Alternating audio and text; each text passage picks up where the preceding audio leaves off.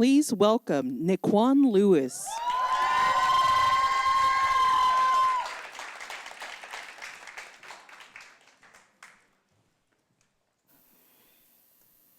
I'm 18 years old, living at the Ronald McDonald House.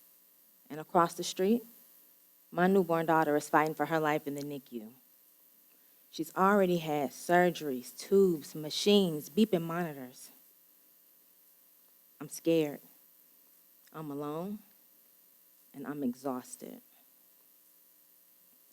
Every morning, I cross that street with my heart in my throat, praying that she was still here. I stayed by her side for weeks, then months. Eventually, she got her own room. Even after I finally got an apartment, I was still at that hospital every day because that's where my real home was, with her. She spent almost a year in that hospital. Before that, I dropped out of high school in my senior year, pregnant, ashamed, and certain the world had already written me off. Because that's what shame does. It convinces you that your circumstances are a life sentence, that your story is over before it even begun. But somehow, between NICU visits and sleepless nights, I homeschooled myself and earned my high school diploma in 2 months. Because something in me still believed that my story wasn't done yet. But that wasn't the beginning of my story. I grew up in chaos, domestic violence, abuse, survival mode from early on. In that kind of childhood, shame becomes your first language. You learn to keep secrets. You learn to stay small. You learn to survive. So when I became a mom, I didn't know what peace felt like. I didn't know what pleasure felt like. Because when your body only knows shame, pleasure feels like a threat. Now, your story may not look exactly like mine, but you know what it's like to feel tired, to be holding your breath, to be carrying more than anyone can see. Now, if any of this sounds familiar, you're not alone. Studies show that 90% of people have experienced at least one traumatic event. Trauma explains the wound, but shame is what keeps it open. Shame doesn't always yell. It often whispers. Don't rest. Don't enjoy that. Don't need too much.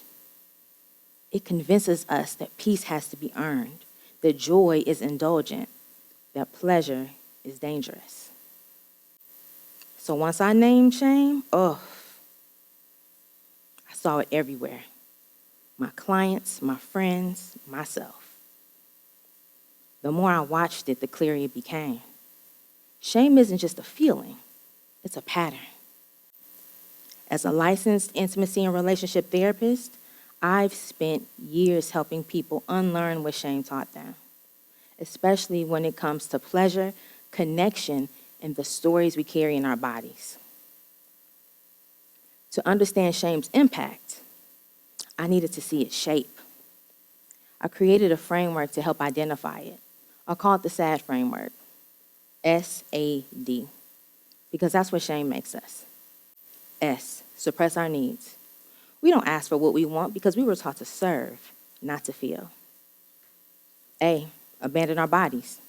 We ignore what hurts, what feels good, what we crave. D, disappear in relationships. We become whoever others need us to be. That's how we survive. But survival isn't connection, and it damn sure isn't pleasure. Take one of my past clients. We'll call her Tasha. On paper, she's winning. Brilliant, educated, mother, leader, that friend you always call on. In her body, she's running on fumes. She suppresses her needs so she won't seem ungrateful. She abandons her body, ignoring the headaches, the tight chest, the tension when her phone buzzes. She disappears, becoming whoever others need her to be. That's how she survives.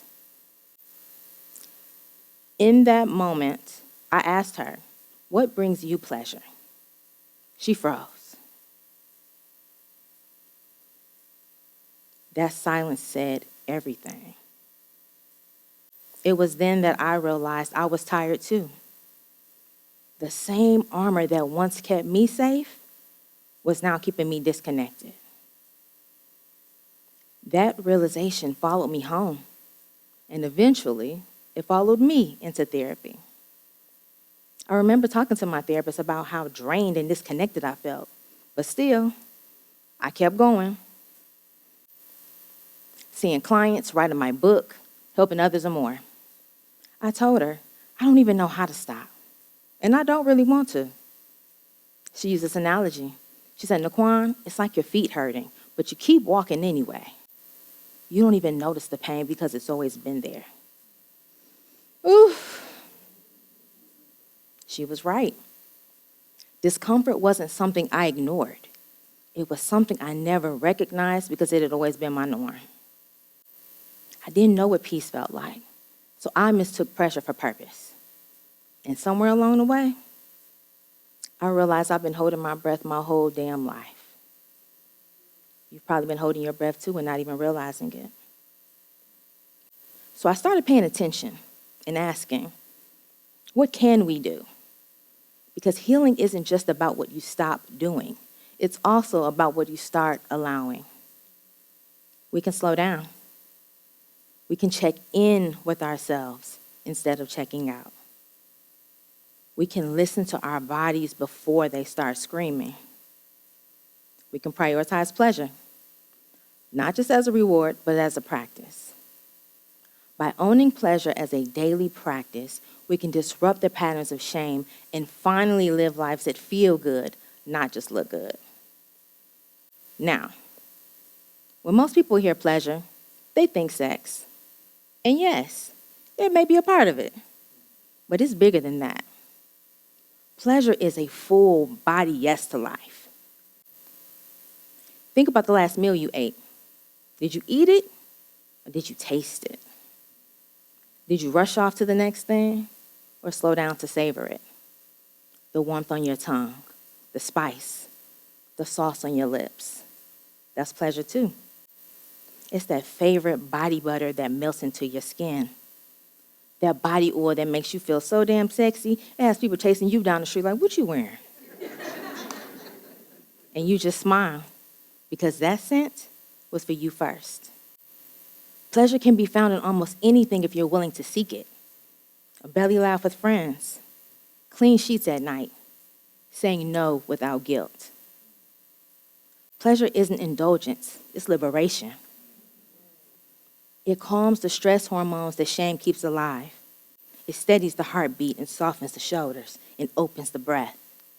It teaches your body that safety is no longer a memory, it's available right now. Shame trains the body to survive. Pleasure retrains it to live. We live in a culture that confuses exhaustion with excellence. So we're raising a generation of self-neglecting hustlers, tired, anxious, and calling it normal. So whether you're a parent, teacher, leader, or caregiver, the invitation is the same. I invite you to let pleasure become your lifestyle. Not the social media kind of lifestyle, the nervous system kind. The I matter even when I rest kind.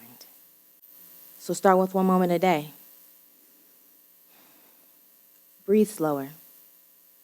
Savor your food. Moisturize with the care your body deserves. Laugh. Say no without guilt. Do pleasure on purpose. Every time we choose pleasure over shame, we're reprogramming our body to believe peace is possible. Now, I started this journey for my kids, so they wouldn't have to heal from what I inherited.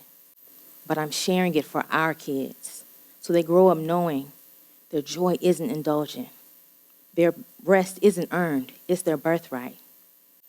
Their pleasure isn't shameful. We've done survival. Now let's do pleasure. Loudly, boldly, and without apology. Because pleasure ain't the problem. Shame is. Thank you.